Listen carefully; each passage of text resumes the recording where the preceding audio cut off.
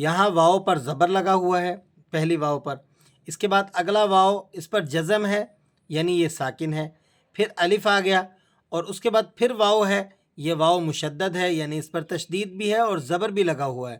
اسی طرح آگے دیکھیں، یہ واو اس پر جزم ہے اور مد بھی لگا ہوا ہے اور آگے الف آ گیا۔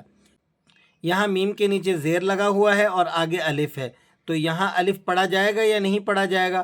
اسی کے نیچے دیکھیں، یہاں میم کے نیچے زیر بھی لگا ہوا ہے اور اوپر تشدید بھی لگی ہوئی ہے، تو یہ الف پڑھا جائے گا یا نہیں پڑھا جائے گا؟ بسم اللہ الرحمن الرحیم۔ السلام علیکم ورحمۃ اللہ وبرکاتہ۔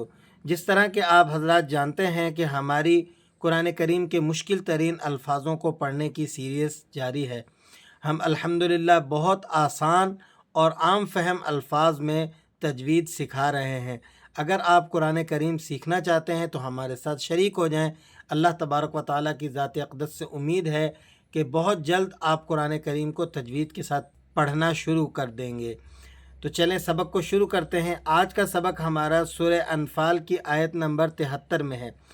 اسی طرح یہ لفظ سورہ انفال کی آیت نمبر 72 میں بھی استعمال ہوا ہے۔ ہم ایک مقام پر آپ کو اس کی اچھے طریقے سے پروننسیشن سکھا دیں گے۔ انشاءاللہ العزیز آپ آئندہ اس لفظ کو پڑھنے میں کبھی بھی غلطی نہیں کریں گے۔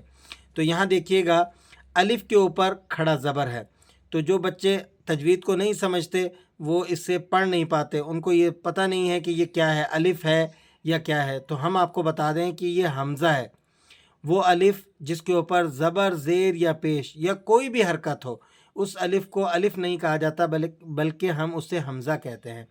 تو یہ الف مدہ ہے، یہ الف مدہ ہے، لیکن جب ہم اس کے ہجے کریں گے تجوید کی زبان میں اور اسی طرح گرامر کی زبان میں، ہم نے اس کو کیا کہنا ہے؟ حمزہ کھڑا زبر آ، حمزہ کھڑا زبر آ، اور اگلے واو کے اوپر زبر ہے تو ہم نے اس کو پڑھنا ہے واو زبر وا، حمزہ کھڑا زبر آ، واو زبر وا، آوا آوا، اور یہ واو نہیں پڑھا جائے گا۔ اسی طرح یہ الف بھی نہیں پڑھا جائے گا۔ اب آتی ہے باری یہ تیسرے واو کی، تو ہم نے پہلے واو کو تیسرے واو کے ساتھ ملانا ہے۔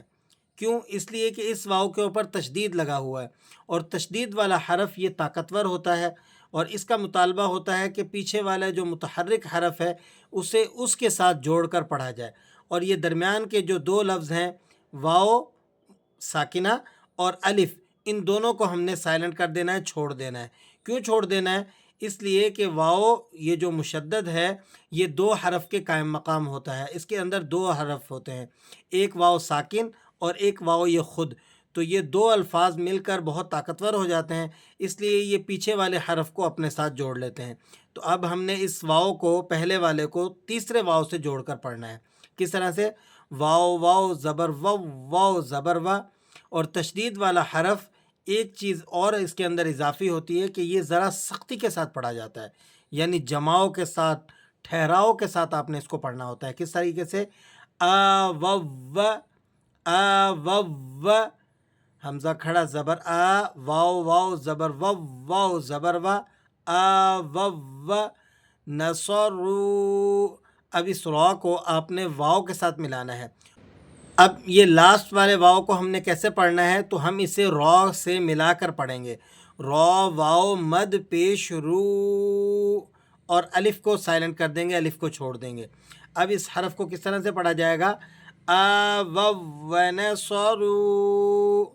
آیت مبارکہ کو یہاں سے دیکھیے گا، والذین آووا ونصروا، والذین آووا ونصروا۔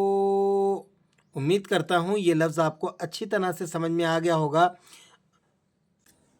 اب اس مقام کو بھی دیکھ لیں، یہاں پر ہم نے بتایا تھا آپ کو کہ میم کے نیچے زیر ہے اور آگے الف ہے، تو یہ الف پڑھا جائے گا یا نہیں پڑھا جائے گا؟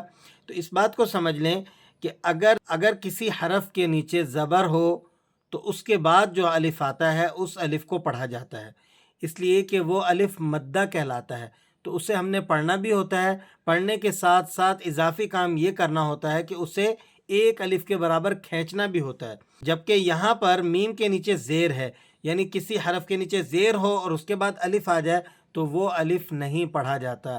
تو اب ہم نے اسے کس طرح سے ادا کرنا ہے؟ میم زیر می، ہم اسے میم زیر بھی پڑھیں گے، ایسے میم الف زیر می ایسے کر کے نہیں پڑھیں گے. یہ میم زیر می، حمزہ زبر ا، می ا، تا یا زبر تی، می اتئی، نون زیرنی، می اتینی، می اتینی، یغلبو می اتینی، یغلبو می اتینی. اسی طرح اس حرف کو دیکھ لیجئے، یہاں پر میم مشدد ہے، یعنی میم پر تشدید ہے اور میم کے نیچے زیر بھی ہے، لیکن ہم نے اس الف کو ادا نہیں کرنا.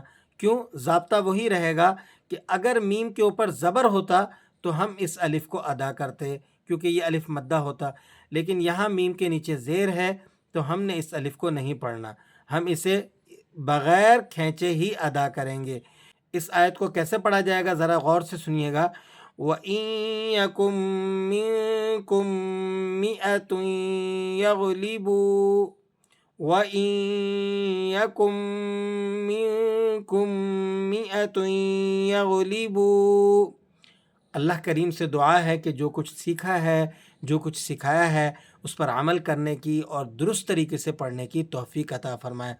ہماری حوصلہ افزائی کیجیے اور ہماری بیان کردہ معلومات کو اپنے سیکھنے والے احباب تک لازماً شیئر کریں. اللہ تبارک و تعالی ہم سب کے لیے اس سیکھنے سکھانے کو باعث اجر و ثواب بنائے. السلام علیکم ورحمۃ اللہ وبرکاتہ.